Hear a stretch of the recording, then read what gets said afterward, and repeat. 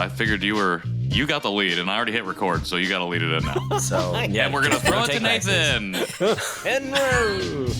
You're listening to the Janchi Show, hosted by 3 Korean American adoptees diving headfirst into what it means to be adopted, Korean American, and more. And now, here's your hosts, Nathan, Patrick, and KJ. Hello, everybody. Welcome back to the Janchi Show. It's your boys, KJ, Nathan, and Patrick, back with another interview. Fellas, how are you doing today? Doing great. Doing great. Excellent. Hey, steal my line. So we have a really great interview today with our friend Lana, who is close personal friends with Nathan. It seems like they hang out all the time. So it's really like literally she is she's hanging out with my wife as we record this intro. So but it was a fantastic conversation. We talk about her going to Korea. We talk about what Janchi means. Yes. Oh my gosh. Yeah, you're right. My bad, Patrick. What does Janchi mean? It means to feast in Korean, and that's what we do on the show. Oh, God. We feast at the end of the show, exciting. And then we feast on the stories of people who come on the show for sustenance. That's about it. A la Eeyore style. Yeah, kind of. Usually with a lot more enthusiasm. I was enthusiastic. I mean, for Eeyore. I guess. I actually explained what that meant today to someone. So. And how did that go for you? I felt it went well. I think everything. It's funny because I always say it, and it's like, am I pronouncing it right? Or do they understand Janchi, like how it's spelled? I don't know, because I always remember we used to joke that Janchi was like a name, like I want to spell it. You know, that makes sense. It would probably make it easier for people to find our podcast. Yeah, that's true. I usually spell for people. You could ask Alexa to play our podcast if it was an English name, maybe a Spanish name. I've never actually tried any Spanish podcasts. But Alexa hates it when I try to say it too. I've tried. Yeah. Maybe if Alexa wasn't so racist. I'm just kidding. That's true. I don't even use Alexa because of the racism. This has nothing to do with our episode. We have a fantastic interview with Lana, who comes on and shares her story about going to Korea and other things. I don't want to give it away too much. Well, and her reunion with her family. And I told you I don't want to give it away too much. I'm just saying she's got stuff. It's a good episode. Yeah. It's a good episode. So we are going to roll that tape right now.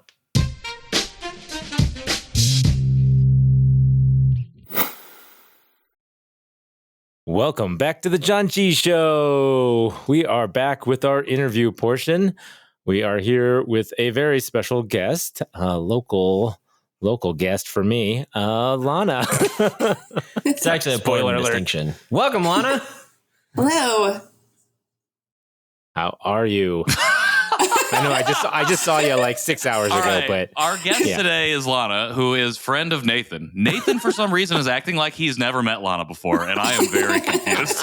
Yeah. I was trying to make it so that it wasn't so, I don't know, familiar. I don't know. For Bring the everybody, energy. for you two, It should be familiar. Yeah. Yes. I'm here for that familiarity. Same. Yes. But no, Lana, thank you for coming on the show. I know we've known each other for a while now since I actually moved to Colorado. So I'm really excited to actually have you on and for you to tell us your story. So because I've heard it, but I don't think KJ and Patrick have heard it, and of course our listeners haven't heard it. So like every show, feel free to start. Don't assume for our listeners. Yeah. They might know Lana. There are some listeners that are local that know Lana. Yeah, that's true. But go ahead and tell us as much or as little as you'd like about your story. Okay. Well, hi. Thank you for having me. I'm excited to be here. I've been listening to you guys for a long time, so big fan. As far as my story, it's, I think, pretty standard. I was born in Korea in 1981, just outside of Seoul, and adopted in 1983 to a family here in Colorado. So I've actually been here my entire life. I think I had a probably pretty typical upbringing, had, white Christian family, primarily white community.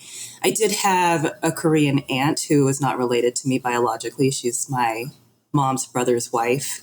But I was terrified of her. So did not connect with her or, really connect to Korea through her very much. So she was like, it makes it sound like she was like this really scary person. She was probably a very nice person. She was a very like typical Korean mother. So like super intense. And like, I just thought she was so mean to her kids and like so hard on her kids, but she was just, a normal Korean mom, like trying to get her kids to be like, productive. So the Asian tiger mom. Yeah, fully like super intimidating, just like really intense, but like wonderful person. And like, I regret now she passed away several years ago. I regret that I didn't take advantage of that opportunity to connect with Korea through her. But so I guess like a lot of people, to call it coming out of the fog moment was in 2021, the Atlanta shootings. And that was kind of when I discovered you guys, because I was just wanting to connect with anything Korean, but also specifically Korean adoptees, because I just thought, I've always felt like I was kind of the only one out here, but there's got to be more of us. And then, found a whole lot of us. And that was really exciting to me. It's sad to me that it took as long as it did for me to get to this space, and that it took something so tragic for me to get here. But now that I'm here, I'm happy to be here. Well, I mean, luckily you found some of it at all. I mean, because even when I was here back in Colorado in college, I didn't look for it. And that was, it was the same thing. I just assumed that there might not have been a good gathering of people. But, as we both found out, I was wrong. There's little groups and little pockets everywhere. I think you just have to reach out. Well, and I feel like for a lot of us, it does take, for folks, I guess, pre-1990 and before, it takes like some huge moment in your life, whether that be parenthood, whether that be a national, ethnic, racial tragedy, or something going on in society to kind of push us in that direction. And it's not because it's that one thing, but it's been like a buildup of stuff. Like for me, like Atlanta was during my reclamation process, but it was because of a bunch of different things that were happening in the world that like set me up to be able to go on that journey. And I also wanted to say, don't blame you for not having went up to your aunt to kind of engage in that, because I would have not ever thought to go up to a Korean, if I had a Korean relative or an Asian relative in any way, because like you, I would have been intimidated. And two, like, how do you even articulate to them when you can't articulate to yourselves like what you're experiencing or why you have this fear or whatever it might be, So I appreciate you sharing so much of your story with us, and I'm excited to dive in. My first question would be, did you ever have any inkling to start exploring any of your Korean identity specifically at all growing up, or even after you maybe left the house, went to college and pursued things post 18, 21 years old? No, honestly, not at all. In fact, I kind of actively pushed it away. And I know, like my adoptive family, my adoptive mom especially, like she used to try to kind of push me to connect with my Korean aunt and be like, you have this in common. And I was just kind of like, I don't know what you're talking about. I'm just like you. Like, I'm not like her. She's scary. Like, I'm normal. So, I kind of avoided it. And I think there was a lot of, that imposter syndrome, that feeling of, first of all, like I shouldn't have to learn about it. Like if it is really a part of me, I should just know it. And then also just kind of this feeling of like, if I open this door and start to learn about being Korean at all, I'm going to let someone down. Like I'm just never going to know enough. I'm never going to be able to learn enough. And I just didn't want to identify that way. I didn't want to identify as Asian. I just wanted to be white like everybody else and, fit in like everybody else. And so, I think there were a lot of reasons that I avoided making any connection with my Korean side until I got quite a lot older. But, totally. Yeah. Yeah, I completely resonate. Actively did the same things as you. Actively rejected that identity. Actively moved out of the way of anything Asian because it made me uncomfortable. And for lack of a better term, it felt foreign to me. Like, you know how like you were saying, like, I'm normal, you know, and my Korean aunt is not normal. No, There's I'm something the going normal on one. here. Exactly. Like, that's what I had similar feelings. So I can definitely resonate, you know, with that feeling of active rejection. And again, like it then, because it becomes so foundational to who you are, it takes like a huge thing, like in Atlanta, like a pandemic, to force you into, or maybe not even force you, but to unlock the barrier to be able to start having that conversation with yourself. Yeah. I think the pandemic, it, you know, forced people to spend so much time by themselves, and we weren't able to just like surround ourselves with whatever we wanted to identify with. So we really did have to like sit down and think about like, who am I and where do I fit in to this place? And because we tried every other thing to not think about and be like, well, I've exhausted all other options. It's also funny too that you were like, because I totally get it. I think my parents, and probably to some extent myself growing up, would be like, oh, you should go talk to this person. Definitely some of my my friends, my white friends growing up, but they'd be like, oh, you should go talk to this person. They're Asian. They'd be like, oh, you should go meet this person. They're Korean. But like, could you imagine introducing any white person to another white person and be like, they're white. That's racist. They'd be like, where do we, okay, cool. So yeah. Oh man, it's so funny. But like what you said too, of just fearing that if you got into anything like any Asian conversation or something, you would have that imposter syndrome of not knowing how to connect or not knowing what to say. Definitely something that I did is I didn't want to do much because all I knew was, you know, what I learned in, you know, a few books in the Britannica encyclopedia, you know, so I didn't know anything about Korean culture. So I was definitely not interested in interacting with anyone who was Korean. Because I would just feel, they're eventually going to figure me out. Like, you know, I could start off sounding like I know what I'm talking about, and then they're going to ask me the wrong question, and I'm just going to be like, oh yeah, no, I'm an idiot. I don't know anything. Yeah, I think all I knew was there was a north. There's a north and a south. That's all I know. When did you start filmmaking? 2019. So December of 2019. Were you always involved in that industry, or was this like a creative outlet that kind of came about, I guess, pre-pandemic then? Well, so I was actually working in the hospital. My husband is a wildlife photographer, and he was working with a company that was starting to get into like kind of the 360 virtual reality world. And he pitched an idea to them to go to Florida and make a film about manatees. And he was like, do you want to come? And I was like, sure. So I went on my vacation from the hospital. We made a film about manatees together. And I was like, this is it. This is what I want to do. Like, I never want to go back to the hospital. This is what I want to do for work. And so, I quit the hospital like right before the pandemic, which sounds really horrible. The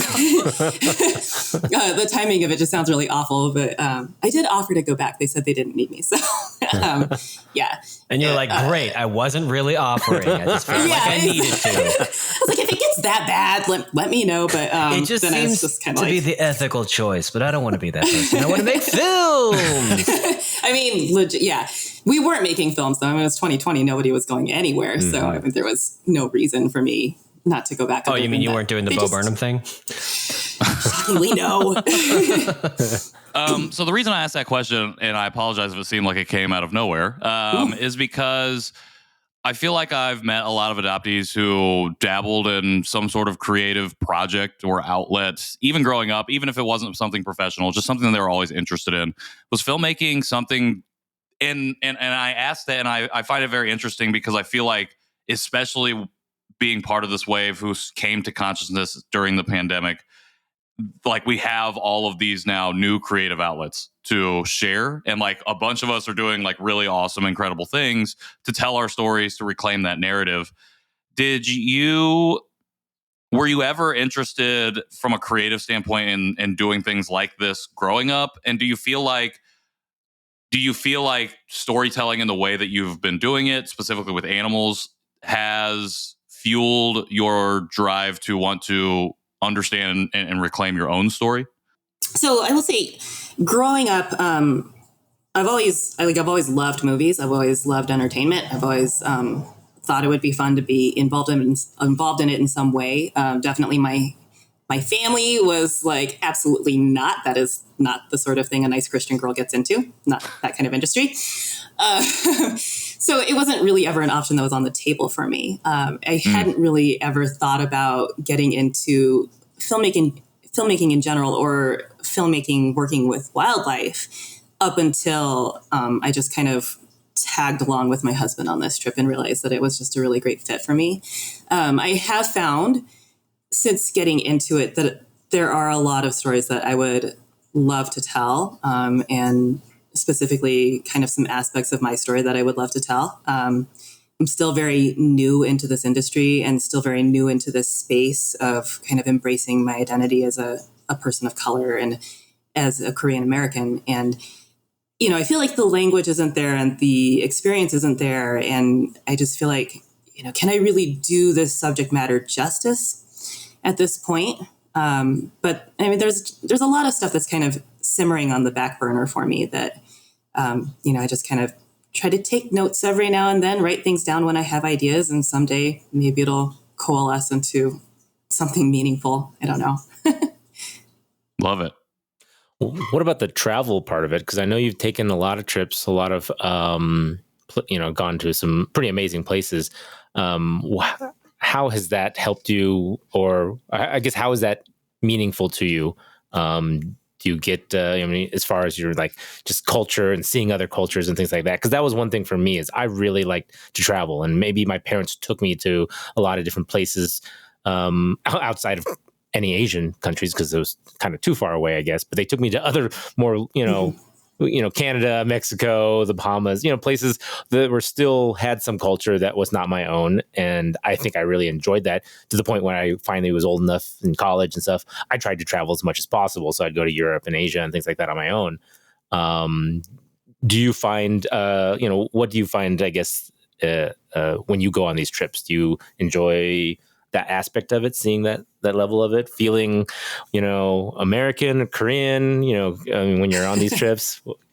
Yeah, absolutely. I love traveling, and I do like to see other places, and I have enjoyed getting to see just the way other people live in other countries. And it's not something I got to do a lot of growing up. My family didn't. I mean, Canada was the furthest my family ever traveled. And so, and I, you know, I haven't been like super, super crazy places. So it hasn't been like, I'm trying to think of like what to say, or like how to say. I mean, most of the places we've gone are they're pretty first world. Like they're, you know, we're not like sleeping in the dirt and worrying about malaria most of the places that I've been. So, but there is kind of ironically a part of me that likes being able to go somewhere and keep my mouth shut and not have people recognize immediately that I'm American, which right now, well, and especially kind of in the past 5 or 6 years or so, it was kind of nice to not have people immediately look at me and think, oh, she's American, and to just be able to kind of fly under the radar that way. But traveling within the United States, I think I have more fear traveling in America than I ever have before. And that's a new experience for me, because it's just not something I ever really thought about before. But yeah. And so then coming to the I guess the last part of my question, how did you feel when you were in Korea? Oh my gosh. So the way I've been explaining it to people is I think that the mechanism that allows me to identify emotions has been broken. Because I just like, there is just so much going on while we were there, especially. There was so much going on. I would not be able to sum it up in one word. It was definitely a very life-changing experience. I think I came back from it with kind of a lot of negativity attached to it, which was surprising to me. And I think it's something that a lot of people don't really talk about coming back from Korea. It's like, oh, it was the most amazing experience of my life. And for me, it definitely was. It was amazing, but there was also a lot of sadness and kind of resentment and just bitterness attached to it, alongside all of the good things, because there was a lot of good as well. So you don't like leading with, oh, it was hard, because people expect to hear like, it was amazing. And you're like, I don't want to get into it. So sure. It was amazing. Leave me alone. I want to get into I get that. I want to get into your time in Korea, but I'm more curious about if you don't mind going back to this, and I totally say no. What the timeline was for your trip to Korea and what led up to deciding to go. What I have heard you say was that you weren't super into Koreanness or adoptionness until the Atlanta shootings. And so what did that event trigger for you in terms of like, oh, I think I need to figure some things out? That event for me, so the Atlanta shooting specifically, that was kind of the moment that I was like, oh, right, I'm Korean. That's me. That's my people. So in terms of how that tied into wanting to go to Korea, I mean, so when I was like, okay, I'm Korean, I can embrace this identity. Like, this is a part of me. This is something that, like, I can't hide it. So I should just be it. And so that kind of started off, and I was like, all right, I'm going to start reading up on Korean history. I'm going to start reading up on the history of adoption. I'm going to learn how to cook some of the foods. I'm going to, just try to anything that I can associate with being Korean. I'm just going to see what I can learn about. And in terms of making the decision to go to Korea, I'm not going to lie, I kind of feel like the decision was made for me a little bit. Oh, really? So I kind of thought, well, what's the next thing you do? Like, what would be a thing to do? I should probably go to Korea before I get a whole lot older. I'll back up a little bit. So I did a birth family search in 2021. I sent the paperwork in June. I was adopted through Eastern. I'm going to throw this out there for anybody else who was adopted through Eastern. They're not going to talk to you first before they start sending letters to anybody that they might happen to find. So I filled out this paperwork thinking, I just want to see if there's anybody alive in Korea that's related to me. I don't want to talk to them. I don't want to meet them. I don't want to end up on like an awkward Zoom call. I just want to see if there's anybody alive. And then I can think about whether or not I want to meet them. And then, 5 weeks later, I got this email from Eastern being like, oh, we sent your birth mother a letter. And I was like, did you want to tell me that I have one to start?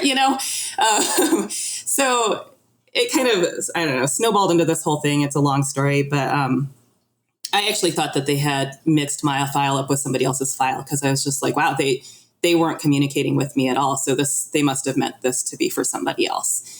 But it did turn out to be my birth mother. In 2021, she told them that she didn't want to have any contact. And, that stung. I was like, I didn't necessarily want to meet her, but having her not want to meet me, like that's that's hurtful.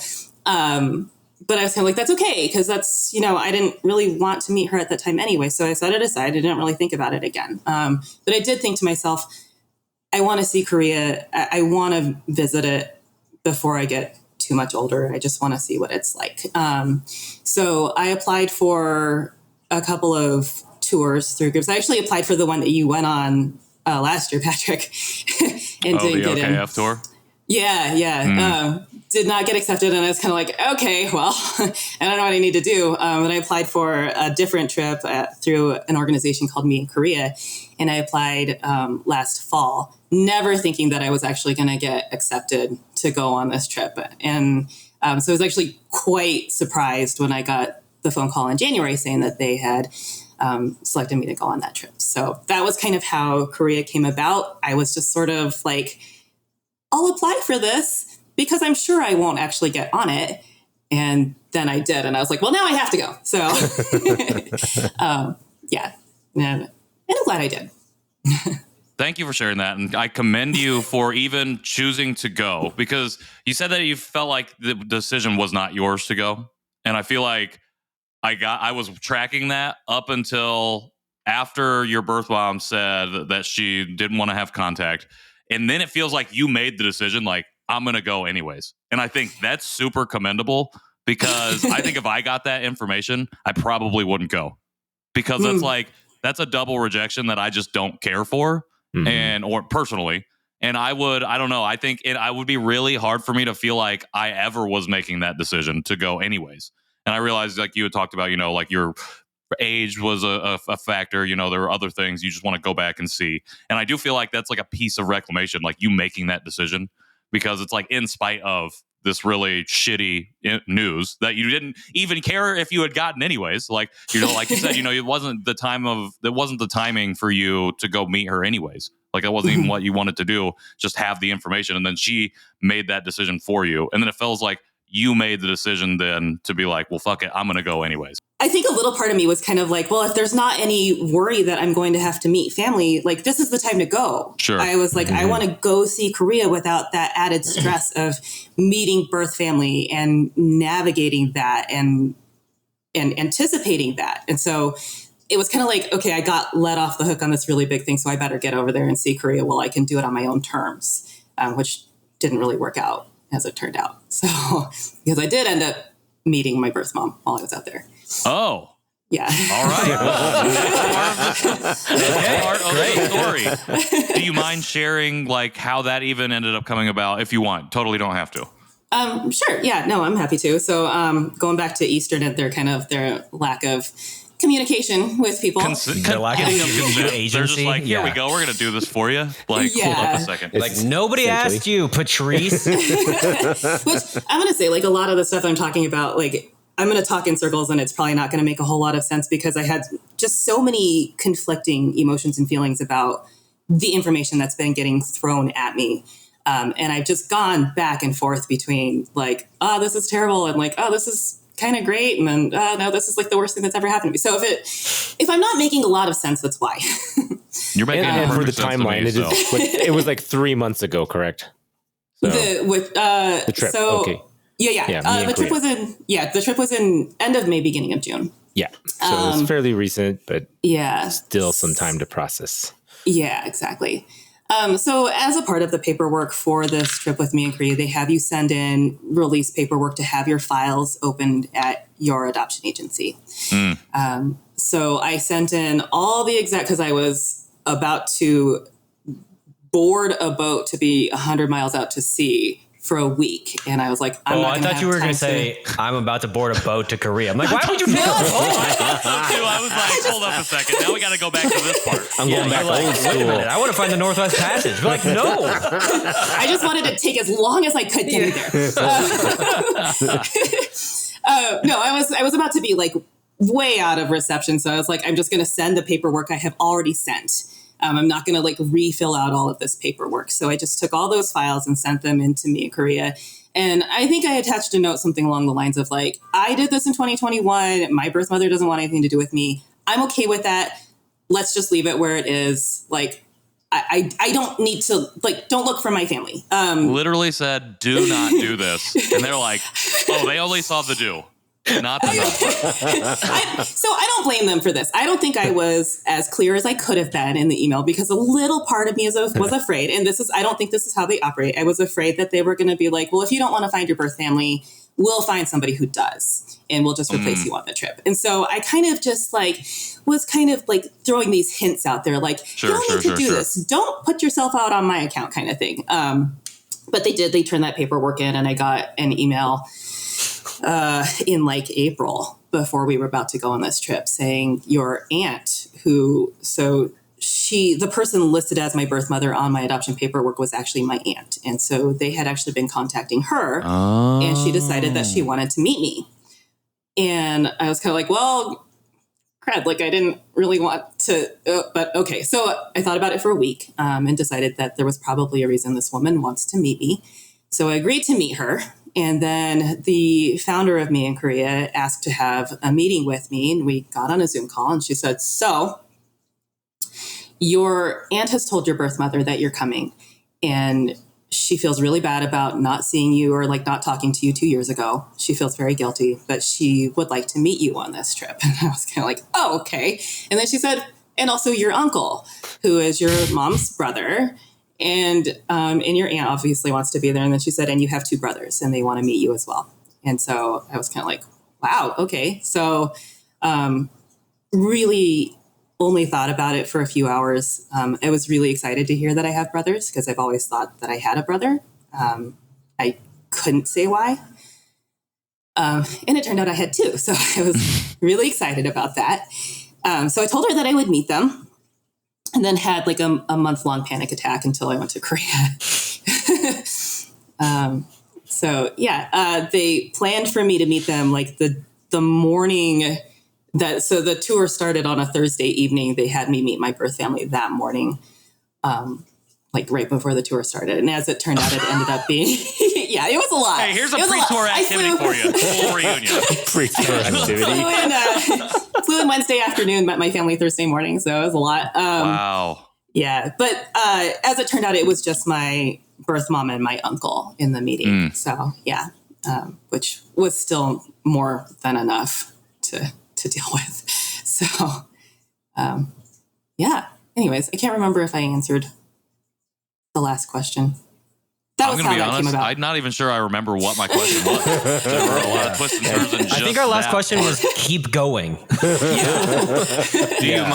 you mind? So, go ahead. Well, I was just going to ask, like, thinking on that meeting now, without getting into specifics, net positive, net negative, net neutral, like where are you at with that right now? And is that different than how you felt immediately afterwards? So right now, net positive. I feel good about what happened. At the time,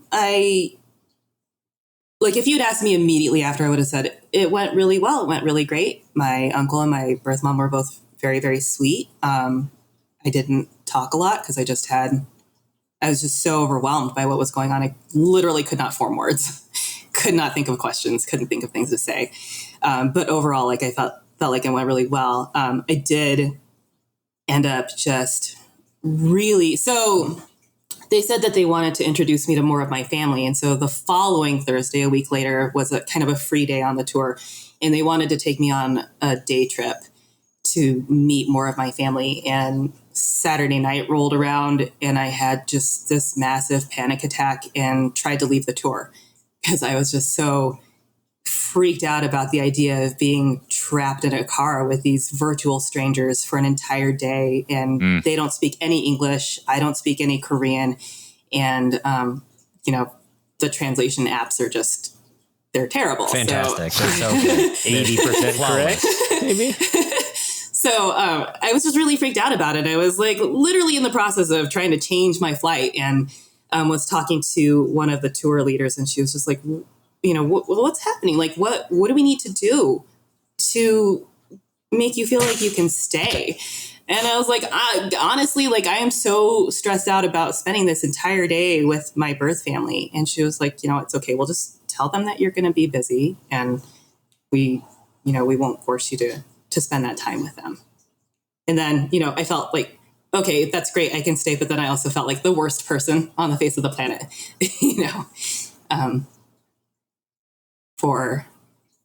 for going on that opportunity.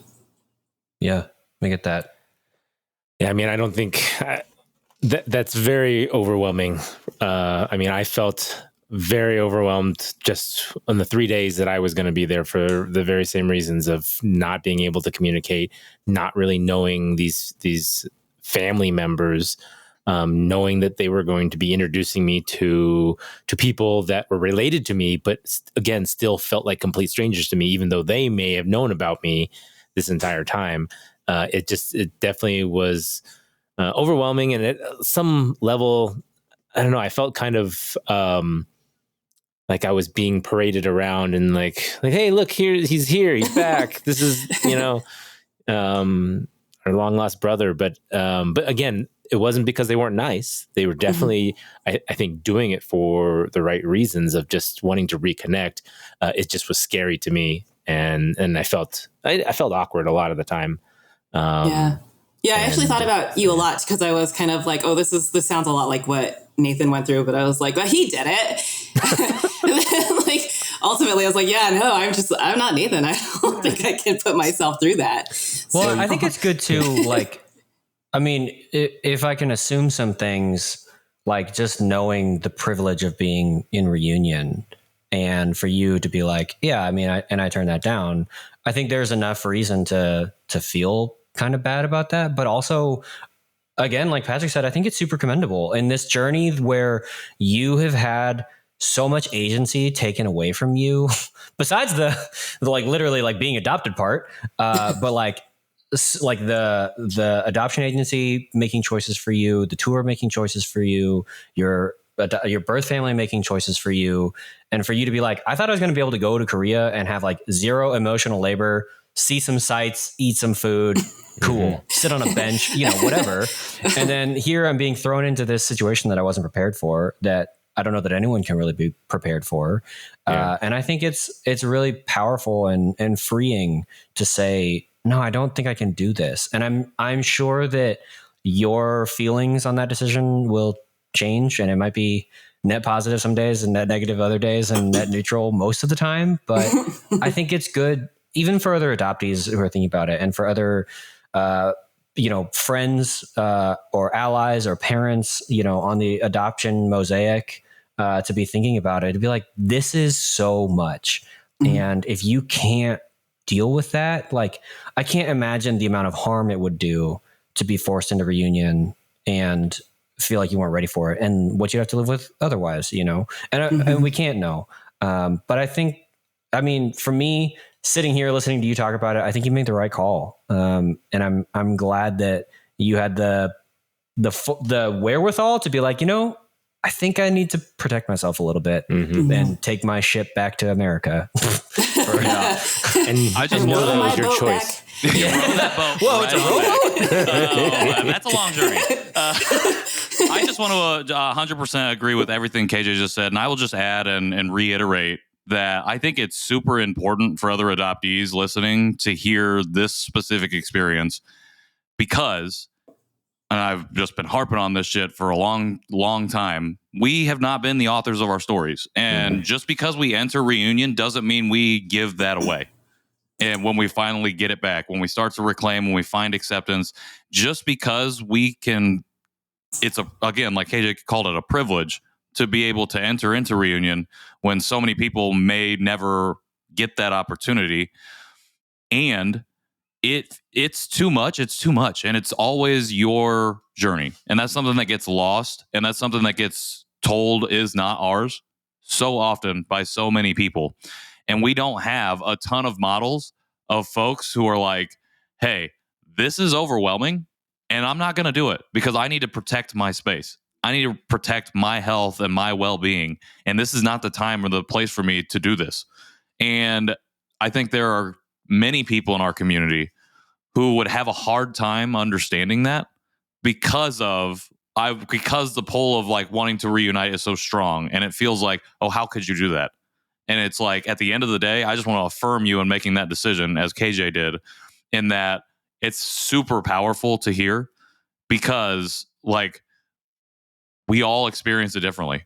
And you never know when you're going to go through that like high anxiety moment of something like that and how you're going to react.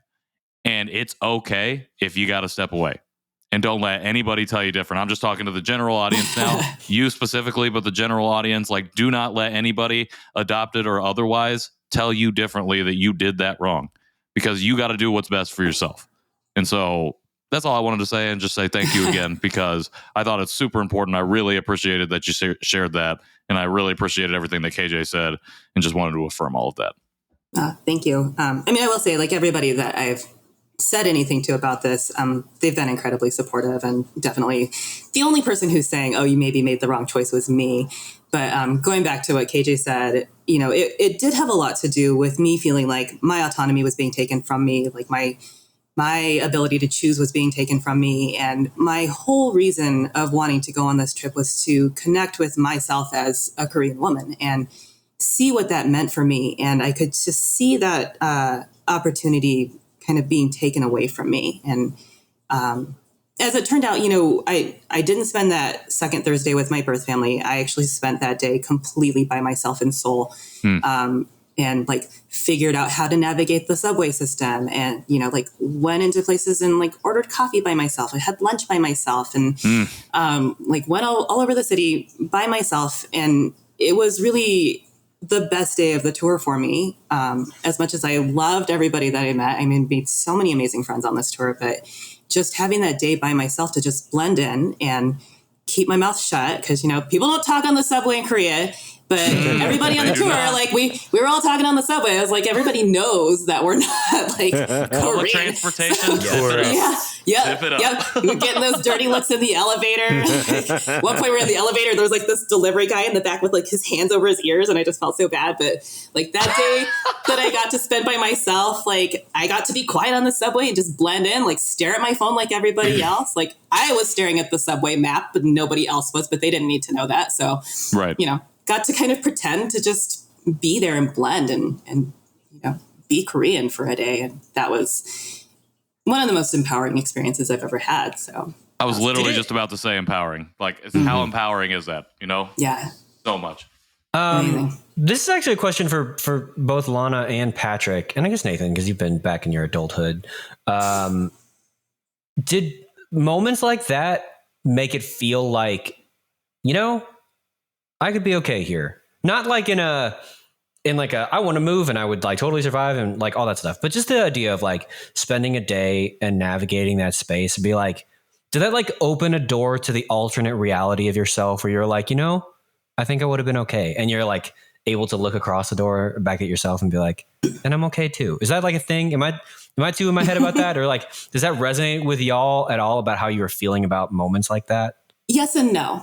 Because, I think for me, it was kind of like, if I go back and go by myself or just go with my husband, like, I think I would be able to navigate Korea. I feel like I'd be able to navigate Seoul and probably have a great time and feel very safe. But looking around at Seoul and at every part of Korea that we visited, I was always in my mind kind of like, is this what I would have grown up with? Is this what it would have been like for me? And looking around, I know that what they have going on now, that would not have been my reality. Korea, when I was born, like very, very poor and still a lot of political unrest. And my family in particular, I think, was probably quite poor. I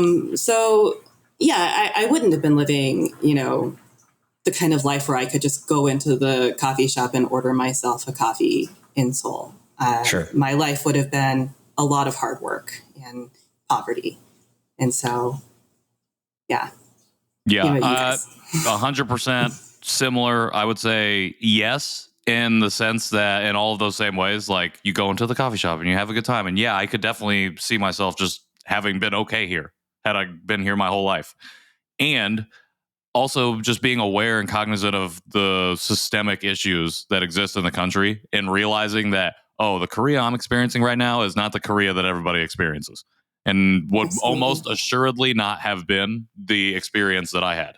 And like the places that I was going and in the areas that I was frequenting, like I probably wouldn't be frequenting those areas very much. Like that would be like, oh shit, we going to the mall today. Like that's like a big, like real awesome thing that's happening. And I'm there every day, when I was there the other day. Just dropping one. Just Gangnam style. Gangnam style hands. But yeah, like it's a yes and no, and it's. I think it. I don't know. It's hard to say like a resounding yes. Like I wrote about, like it was tough to leave because I did feel like those doors to the alternate reality opened up, and also you can't. And also, I think it's really difficult to divorce what your life already is and to insert yourself into the alternate reality because there's so much context that's not there that you have to just assume that we already are assuming because we're adopted and we don't have the full context of our own histories. Yeah. And it's just like I actually talked to Rick Allen about this. Like you can play the alternate hypothetical game, but it at the end of the day, it probably does more harm than good because it's really easy to get caught up in that and get caught up in the negative emotions, and it's really hard, I feel like, to find to pull the positive out and outweigh the negative. And so, I think it's just it's tough. It's tough. I think yes and no. The thing that's interesting to me is because I've heard a number of people on the show, off the show, recount like those little moments, those moments of solitude of like just being in Korea being really important. And so maybe door is too big of an opening. Like maybe it's like a better to be like a a window or, some type of thing like snapshot. But I think the sense that I capture, and I guess I must have experienced it when I was younger, and like kind of like re-experienced through other people talking about their trips back to Korea, is like you said, Lana, you went trying to reconnect with Koreanness, explore what it meant to be a Korean woman. And I think that in those small ways, whatever the alternate reality is, I think it's, especially as adoptees, it's really easy to be like, oh, is this what my life would have been like if I was there? But I think there's also a world where like, is this what my life could be like if I had Korean parents and I was still Korean American? Like, and you know what I mean? Like where it's less about like the alternate version being true as it is about like becoming one with your own Koreanness and being okay with that in a way that's like different than going online and reading about the history of Korea, different than like eating the food, things like that. But like that, like moving through the space and feeling like not so fish out of watery helps you, maybe at least for me, helps me feel okay in my own skin. Like I don't have to feel quite as fish out of watery. Like I've done it in America and I've done it in Korea. And like, so it like begins to kind of marry this rift that we have. I don't know. Like I think that's why I asked the question, less about like the alternate reality of it, but more about like what those small moments mean and why Korea or whatever place, like it doesn't necessarily have to be Korea, but like whatever place can like bring that wholeness that I think we all search for. Yeah. I always refuse to say, like, people will be like, well, do you think your life in America was better? Or don't you think that your life in Korea would have been better if you'd stayed there? And I refuse to say whether I think either reality would have been better or worse, just that they would have been different. Yep. Yeah. Because to say that growing up in privilege in America, I can't say that that's necessarily better, because it's making the assumption that being raised in a white community by a white family in a culture that isn't my own is, but with food and education, but that's better than to grow up in potentially in poverty, potentially without education, potentially being hungry, but with a true sense of identity and belonging and self. And so I can't say that one is better than the other. Yeah. Just different. Yeah. 100%. No, I didn't have anything to add to that, because I actually, when I was in Korea, did not have any moments of solitude. Actually, I literally was afraid of. I know I was, and that's why I'm a little jealous of that your story, and of Patrick going for an entire week before his conference. I didn't get any of that. I was 3 days maximum amount of time with my family, and they were just taking me around everywhere. I never really had a moment of just myself walking around. And I wish I had, and I wish that's the one thing that I want if I go back, is I want more moments of me walking around like that, feeling like I can blend in, or seeing if I could even blend in, or just observing, because I do enjoy that part of traveling, is just observing the culture and looking and just not saying anything. I think that's definitely something I wish I had a chance to do. But you would be giving yourself away, because you'd be popping a dad joke probably every 20 minutes. But no one would laugh because they don't speak. No one's laughing. He's like, I will just be quiet and listen. And I'm like, well, you got that joke coming. I know. I just make a joke and just start laughing to myself. Everyone would be like, oh, what is that guy doing? Is he crazy? Yeah. Just sitting over in the corner. I just remember like one of my weird, insane core memories of my trip to Korea was swimming at the hotel pool. And it was like one of the only times that I was by myself, because I went with my parents and it was on a tour. So one of the only times that I was by myself, and some random ajashi was like, "You swim good." And I was like, "Thanks." And that's it. But it was the same thing where it was like, it was just a calm, it was just me in the pool, and it was like really, really nice. But I get moments of that. Maybe I'm just like, this is just how my brain works, so maybe I'm just prone to this. But I get moments of that too, like being in like LA Koreatown, being in like Dallas Koreatown, like being honestly just like eating Korean barbecue sometimes, or like things like that, where I think that feeling is achievable without going to Korea, without even being in super Korean spaces. Sometimes it happens to be in a Grey Clips, like but I think that but it is, I think, just that kind of work to being, I guess, not even work, but just being open to having those things begin to heal, having those disparate identities come together. Where are you now with your Asianness, Koreanness, womanness, adoptedness, etc.? It changes every day, to be honest. I think I'm definitely a lot more willing to talk about being Korean. I tend to lead with being Korean over leading with being adopted now, which is very new. So I guess feeling a little bit more secure in that way. Yeah. Anything in particular that you're really interested in learning about or inspired by right now? Right now, I am kind of digging a little deeper into Korean history because, as it turns out, it's really interesting, like super badass. We spent an afternoon at the Hangul Museum in Korea, which, if you don't know the history of Hangul, it's just like one of the most amazing stories. King Sejong. Yes, exactly. About the origin of a language that just, I think, is so fascinating. And I think that Korean history is just full of those kinds of stories. And so just kind of doing a little reading. I try to cook a fair amount and just kind of, there's no such thing as making a small amount of Korean food though. So that's the truth. That can be prohibitive. Lana's an excellent cook. You got to be family of 4 in those meals for sure. Yeah. And Oh, go ahead. What were you Sorry. saying? No, go ahead. I don't even remember what I was going to say. So. Dang, I feel really bad because what I'm about to say is it was just a joke. I was just going to say, first off, I was going to caveat by saying that every country and people's and histories, or every country and people's histories is very important and very rich and full. But I'm like, could you imagine if you were like, I want to explore my history and it was just the dullest thing that you ever read? Because you were like talking about how it's so interesting. And I'm like, it made me think, I'm like, could you imagine if you like looked at your place of origins history and you're just like, man, it's like, this is we so got boring. Nothing going on. Well, for me, I had this moment like early on where I was like, well, I want to learn about like the origins of Korea. Because what I did 23andMe and found out that I had like 0.3% Siberian DNA, which I was like, that's weird. And then doing a little reading, found out that they think that some of the original Koreans were people who had migrated down from Siberia down to the peninsula during the Bronze Age. And I was like, that is really interesting. That's super cool. Like my bloodline could potentially be traced back to the original Koreans. Probably not, but you know.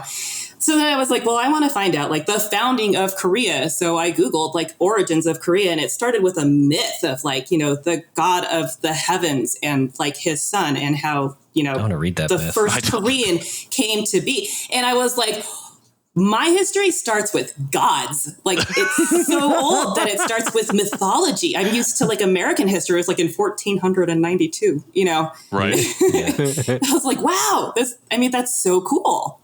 That is super cool. I didn't know that, and I'm excited. And also, I'm going to say that you are descended from those folks. Like, because we don't know. You're adopted. We don't have that lineage. I'm tracing you all the way back to the original Siberian Koreans. Sweet. All the way back. You it's get like that. my husband who's like Scottish German. His family has traced their roots back to Adam and Eve. So, classic. Dang. Yeah. I have heard they too. were white people. So, yeah. Right? Yep. I did see a tracks. book once that they were white. I've seen pictures of Jesus, and if they tell me anything, yeah, they're white. The story's somewhere about that. They're white as heaven. Classically Midwestern Christian people, you know. So. Are there any foods that you're like, oh man, I love this in Korea. I'm excited to have this here. Or like, I don't know. Do you have any like food cravings after going and being back? So I will say I'm probably kind of an outlier because I enjoyed the food in Korea, but I was not one of those people who was like, oh, this is what my body has been craving my entire life. I was like, it's all right. I like it. I like mine better. But I did like You're like, you know what else is good? Mac and cheese. I'm just kidding. Right? Yeah. I had kalguksu at one point, and it was a rainy day, and it had been a really hard day, and it was just like the most pure chicken noodle soup that you could ever have. And that I'm like, I would never be able to replicate that here. So that was definitely one of the most memorable meals for me. Speaking of food, I'm anxious to see our creations coming up in the food portion here.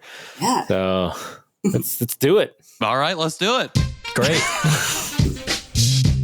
The most most direct. Patrick, that could have been the most. I know KJ was hinting at like the I was like, hey, transition. I was this is just going to go it's an straight for easy it. thing, and then Patrick was like, "Let's go." And he's like, I didn't know that. I thought somebody was going to do a smoother transition. Nobody did. So I'm like, all right.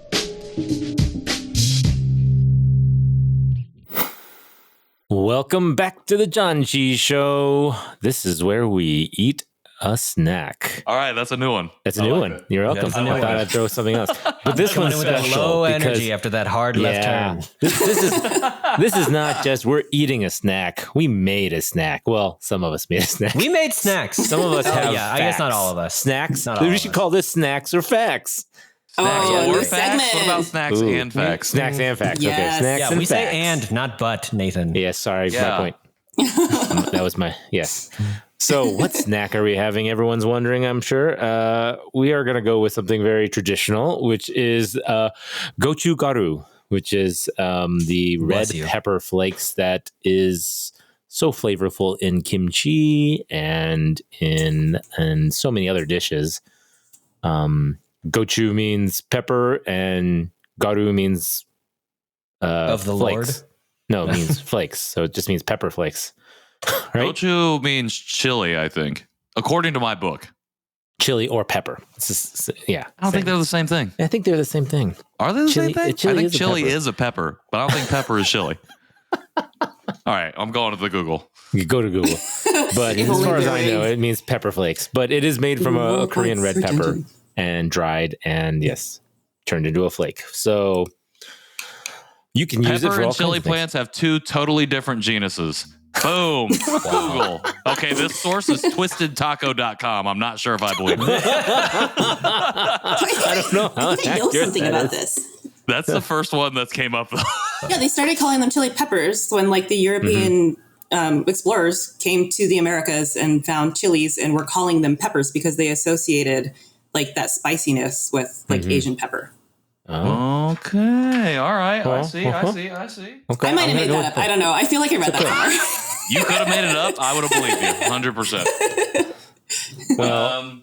Well, that was my one fact. No. Okay, that was your own fact. That was my one fact. So Patrick's I'm going to reading play out himself of, out. I'm reading out of the Korean vegan cookbook because I did not have Oh, time I to want get that book. any flakes or time to get any gochujang, the sauce. Sure. And so she has in here a scale of hotness.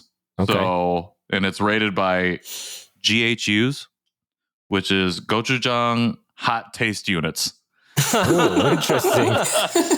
And most gochujangs fall into the 45 to 75 GHU range, which is getting sweaty hot. That's Yeah, that's Sweaty that's hot. accurate. Okay. What's anything the over max? 100 is burn your tongue off hot. Okay. 75 to 100 is I need a hose hot. 30 to 45 is hey, that's got some kick hot. And anything 30 or under is didn't you say spicy? So that's my contribution to the section. So, I mean, that is very Excellent. true because I have had a lot of kimchis that are, mild. I mean, granted, there are kimchis that have 0 red pepper flakes in it. But That's then the there's white some that kimchi, have a little right, bit, though? right? What? Wouldn't that be white kimchi? Yeah, I mean, a white kimchi, but no, I meant like, yeah, so there's a white kimchi and then there's the ones that have just a little bit of flakes in it, just like a tad bit. But yeah, I mean, it goes from different levels. I've seen it at the store, even in mild and hot, like a salsa. Mhm. But then going back to, I know Lana has made kimchi. We made kimchi together. It was a year ago. Check it out on YouTube. Yeah, there's YouTube.com. been Oh, some yeah. That was a red while pepper ago. flakes that we've found that it looks exactly identical, but they're just way spicier or way Like milder. nuclear. Yeah, That's a Nuclear. huge range. I wish it had like a level, like a number, like you were just Yeah, saying. right. That would make it so much more, easier Hey, to we make can a rate recipe. We can rate it But I feel and like give it a number. even within the same brand, sometimes like you'll get one batch that's like really spicy and one batch that's not as spicy. And I don't know if it's just like in Korea, they're just not like tracking the spiciness levels of their peppers at any given time. Hopefully it means or- that like the peppers are stronger one year than not. Like hatch Yeah. chilies. You're Yeah, like, maybe I a don't know. It drought just or kinda something. depends on Yeah. Well, how and good the rain so at was. barbecue, in Korea, they have like these green peppers that they serve. sometimes with. Yeah. And they said one in 5 are the spicy ones. So every 5th one is super spicy. I got one of those spicy ones. Oh, you did? Really? I ran into one of those spicy ones. Okay. I couldn't talk for like 45 minutes. It was so hot. All right. I was trying to find one. I never found one. I never found one either. Like pretty mild. I'd been like eating them the whole trip and like hadn't hit a hot one. And I was just like, oh, these are fine. I took like a giant bite, like right out of the seed end. And then I just like sat and cried and like sweated. Were you eating like carrots? Like or are you slicing them? I like had cut it in half and then I just like dipped it in some. Well, I was that dude that was just picking the whole thing up. Well, I'm gonna eat this. They'll bring more. That's what I did. I think I was dipping it in the samjang. So yeah. Oh yeah. Yeah, but dipping, eating, delicious. But yeah. Lana, tell us, what did you make? And maybe tell us what you have made with gochugaru. What have I made? I mean, I've made kimchi. I made oi kimchi, the cucumber kimchi like you have. And I don't know. I just sprinkle it on a lot of things. Yeah, you said earlier that you were going to sprinkle it on tater tots. Yeah, right? that was the plan. Right? But then I was kind of like, I don't know when I'm going to have time to make tater tots before I have to eat. But that sounds amazing. Favorite thing to put it on? Put it on pizza. Favorite thing to put it on? I don't know. Probably just when I make kimchi, I use a lot of it. But I sprinkle it on ramen every time I make ramen. Yeah. Oh. Most surprising thing that you've put it on? Probably what I've made for tonight. Ooh. Oh, all right. Yeah. Perfect segue. Yeah, get into it. What is it? Yeah. What have you brought to the table? I made a watermelon sojurita. So it was frozen watermelon with some agave and a squeeze of lime and probably a lot more soju than I planned on putting into it. Filled the glass with sugar and gochugaru. Is that frozen? It is frozen. Okay. It was frozen watermelon. I was like, is that a watermelon slice like a smoothie garnished on top of there? No, it's like a garnish. That looks so good, right? I would pay $12 for that at a bar. Yeah? Yeah, I would pay $11.50. Yeah. Oh, Patrick's cheap. So. No tip. No tip. Absolutely not. I would definitely tip and pay more than that. Well, I made the cucumber kimchi because that was a simple thing. I had all the ingredients except for the cucumbers, so I bought those today. I used the Persian cucumbers, so still. Wait, you made kimchi in like one day? Yeah. How is that possible? Aren't you supposed to like let it ferment, or can you let it ferment in one day? I've never let the cucumber kimchi ferment because it gets really soggy. Oh, okay. Yeah. That makes sense. So I think cucumber kimchi usually fresh. Yeah. And it also doesn't have. This recipe didn't have any shrimp in it or fish sauce or anything. So it's just it's just a very simple, kimchi? Quick and easy recipe to eat fresh. None of my kimchis ever have fish sauce. Yeah, it's been in the fridge for 4 hours, 5 hours, so it's got some flavor that's gone through it. But I feel like when I buy kimchi from the store, if it says no, I'm like if I get one with MSG or without MSG, like I always feel like whatever the MSG product is, whether it's fish sauce or shrimp or whatever, it's always like really heavy handed. I'm like, I'm not from Busan, like, and I love a seafood, but I can't handle this. So I usually go for like the vegan or the no MSG because like just the seafoodness of it is a little too much for me. For my gochugaru creation that I did make and have already eaten pre-show, I actually did something similar to Nathan. It's a quick green onion kimchi, or like a vinegared scallion. So it's like maybe not like a proper kimchi, but like a quick one. So it's just scallions, a tablespoon of rice vinegar, a tablespoon of gochugaru, or I guess however much you want, depending on your spice. I think when I made it, I was doing it for like more people. So I was like, this is good. I've scaled up appropriately, and maybe I made it a little too strong for all of the mouths who were eating it, but my mouth was happy. That's on them. And then it has a pinch of dark brown sugar, salt, and pepper, which I think is interesting. But so the full recipe comes from Korean American by Eric Kim. That's a cookbook that I was using. It was like the first like properly Korean/Korean American recipe that I've made. And the thing that I've noticed with gochugaru is, and generally, is that it's like Korean spice is paired with sugar a lot. So like I think about in other cultures, you like offset heats with certain like other elements, but like with Koreans, they do that with sugar, which I think just gives it like a kind of unique overall taste combination. But yeah, I really liked it. I thought it was good. I think I made it wrong, so there wasn't like enough rice vinegar to like cover up the onion whatever thing. But yeah, it was good. Sounds delicious. It does sound delicious. So I just tried mine, and just as you said, it does have the spice, but it also had a lot of sugar in it. And I want to say that this maybe I just added too much and I didn't measure correctly. I feel like it's a little too sweet and not spicy enough. Did you use like white sugar or brown sugar? I just used white sugar. Interesting. Yeah. Okay. But I don't know. Maybe I just added a little too much or what. But and again, my pepper flakes are a little older, I feel, so maybe they've lost some of their strength. I did actually add a little bit of hot sauce at the end. There was a kimchi hot sauce that I had.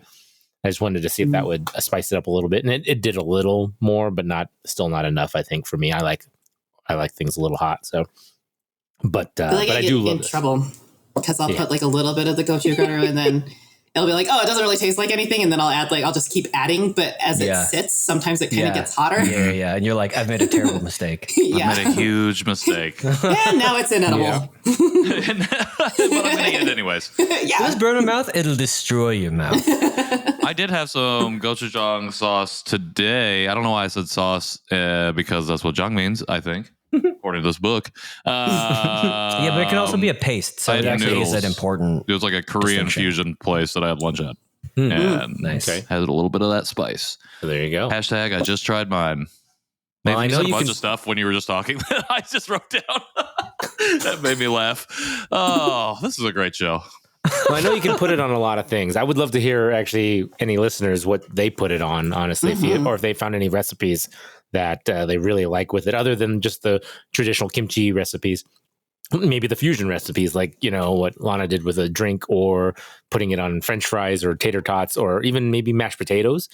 I think it could be good on a lot of things. And I feel like I'm limited to just, not being cautious with it, because I'm like, oh, is it going to be too spicy, or is it just not going to add enough? I want to go buy one of the spicier ones, actually.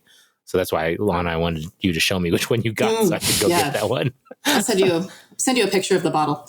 Okay. Oh yeah. Okay. So, but that's the thing too, is Nathan, you said you bought yours like it just in a big bag, right? Mm-hmm. Yeah. So I think that's like, I always get confused when I go to an H Mart or a Zion Market or any like Korean / Asian store, and I'm looking for gochugaru. Is like it's not always Romanized properly. And then B, it's like, it can be in a bottle that looks like a CC's pizza style red pepper flakes in terms of like how large it is, or it can be like just in a plastic bag and you're like, what is this? So yeah. So the thing I always look for is if it says that it's a product of Korea, because I think a lot of gochugaru gets sourced from China. And the stuff from China, like, it tastes good, but I think the stuff from Korea, in my experience, has always been spicier. And it's always been hotter. So, yeah. Interesting. I'm here for that heat. Yeah. Let me get it. Favorite Korean dish to make. Doesn't even have to have gochujang in it. Mine? Yeah. I like to do like Sam style lettuce wraps, but I don't eat a lot of pork, so I usually do it just with chicken thighs, but just like really simple, and like a whole bunch of banchan on the side. And then, then you have leftovers for days. So you can make bibimbap all week. Here for it. Nathan, favorite Korean dish that Lana has made for you? Not enough. Yeah, well, I mean, we made noodles recently, but I wanted to make more of. Actually, it's Lana posted a photo that she does it. I still have never tried it, actually, where she dips like leftovers in egg and makes those like little. Like the leftover gimbap? Yeah, leftover gimbap wrapped in egg. And it's a little John. Yeah. Yeah, and I've never done that. Okay. But every time she posted a photo of that, I was like, oh man, I should try that. And of course, I always forget. So that I think would, for me, is something I need to start doing more. It's a good way to heat up leftovers. Yeah. I like the sound of that. I wish I could cook it in any degree and and could make that. So next time I'm in Colorado. Yeah. Come on over. Have a Korean feast. We'll make some sojaritas. I'm down for that. Yeah. Well, I don't know. Okay, so what are we? Oh, I forgot. We have to do the ratings. I'm gonna rate my facts 10 out of 5. Really good. A really good scale to rate the heat. I'm giving you a 0 out of 5. Gochujang. So give me a 0, dude. Come on. The book is 10 out of 5, but you're a 0. Not a roasted chestnut. My delivery wasn't good enough to warrant a 1. Come on. I'll give you a 1. That's fine. All right. I appreciate I'll that. give you a 7. 7 out of 5. For your heat scale. Yeah. Lana, would you 10 out of make 5 your guess. drink again? Yeah. Wow. Would you make your drink again? Oh, I would absolutely make the drink again. Okay. Yeah. I would give this drink I didn't measure anything, and I'm ashamed because I can't share this recipe. But I would give this drink a solid 5 out of 5. And that may be because I put a lot of soju in it and I'm halfway through it at this point, but What flavor soju? Hell yeah. Regular soju? I just it's just a plain soju. Plain soju. Okay. Yeah. So You gotta use the plain. The white guy at the liquor store, schooled me on brands of soju. So that was what he convinced me to get. All right. Well, I mean, you got to go with the original flavors always. say, Don't ever go with the flavor. Did you just this feels like a prime opportunity for you to smile and nod and then just pay and be like, "Kamsahamnida," and then peace out. It did come in a beautiful bottle. It looked like fancy soju. So, Ooh. It was probably pretty good. But just be like, I know more than you. You should. Next time you're over, I'll show you the other fancy soju that we got from our friend from Korea, or from Allison's cousin. Yeah. And it I is. thought you were saving that for us. It is 40 proof. Whoa. Soju. I know. I didn't know soju came that strong. I didn't either. Oh, they and then make we all some took a strong shot of it, sojus. and we were like, "This." Oh, did is you just go to strong. Korea or something, Patrick? Yeah. What? So did you just go to Korea or something, Patrick? No. I've never even been there. I'm gonna say my scallion kimchi was my pot kimchi. I'm gonna say 3 out of 5, and that's mostly user error. It was really great in the dish. I just don't think I did it up proper. I think I'm so new to cooking with Korean proportions and things, and I'm like, is this am I using the right dish so that all the things can meld together? Because I also feel like some recipes can be so minimal in ingredients. You really gotta get this right. And I also when it just says a pinch, I'm like, my Korean pinch radar is not calibrated yet. So I gotta practice a little more before I can just be like, yeah, this is a good pinch. So yeah. I would give mine 4 out of 5. I love cucumber. I love pickles. Because I'm awesome. I think it's good. I think I added too much liquid, so it's a little saucy. Why did you say A little saucy. Okay, there Saucy it is. cucumbers.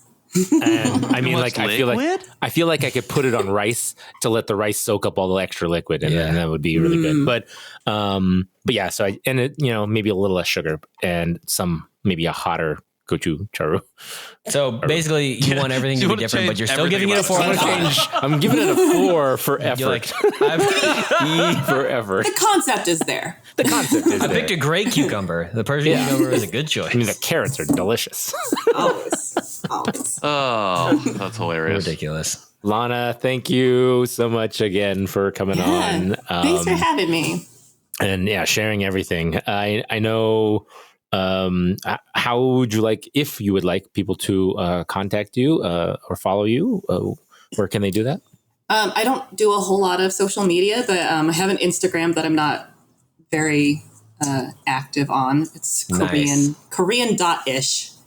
I love it. Korean-ish. Korean-ish. Yeah. Yeah. Korean, full stop, ish. Yeah. I mean, that one, I started it right as I was starting on this journey. And I was I wouldn't say I'm full Korean yet. Korean-ish. Yeah. One day you'll be able to drop the ish. I'll just drop that ish right out there. Korean period, and that's a dope Korean handle. dot. Oh, yeah, it is. that is It's a probably good already That would be. taken. It might be. Find but out right now. We'll take it back. We'll reclaim that. We'll for make you a us. t-shirt. For you. How about There you that? go. Nice. Oh, yeah, we can just make you a t-shirt. Yep. Do you want the t-shirt? Yeah. I want that t-shirt too, actually. The next Janchi Show t-shirt. The next Janchi Show t-shirt. Korean period. Korean period. Well, whenever anybody wants to go ahead and buy that shirt when it becomes available, they can do that at janchishow.com/store. You can also go there, find different ways to support us, listen to all old episodes, check out a whole bunch of other stuff. It's a real fun time over there. You can follow us on all the other social media platforms at Janchi Show. If you want to let us know your favorite recipes, meals, whatever else you use gochugaru on, you can do that by sending us an email to janchishow@gmail.com. You can also do that by leaving us voicemail, 972-677-8867. We still have an unplayed voicemail. It'll come out at some point. I don't know. It might actually come out before this episode, so I probably shouldn't have said this. Anyways, what else do we have? Oh, if you have been feeling the show, if you've been listening and following along like Lana has, thank you so much, Lana. And you want to leave us a rating or review on whatever you're taking this in on, YouTube, Apple, Spotify, Google, we would greatly appreciate that. That would be great. I think that's about it. Anything else? Your handle. My handle, at Patrick in the World. Patrick in the World. And Nowak for me. And I'm at KJ Roelke, wherever I want to be found on the internet. Yay! We've done it. People know we where did to find it. us. People know we're Korean-ish, and we're moving towards Korean, period. Full stop Korean. Square. That's Full right. stop. Lana, thank you so much again for joining us. We appreciate your time, your energy, your effort, and the privilege of sharing your story with us. Can't wait to share it with everybody else. And for everybody else, until next time, Janchi.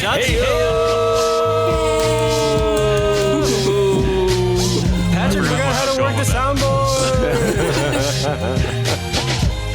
I did look up and I was like, wait, which one is it? And you're like, wow. It's the one that says outro, you idiot.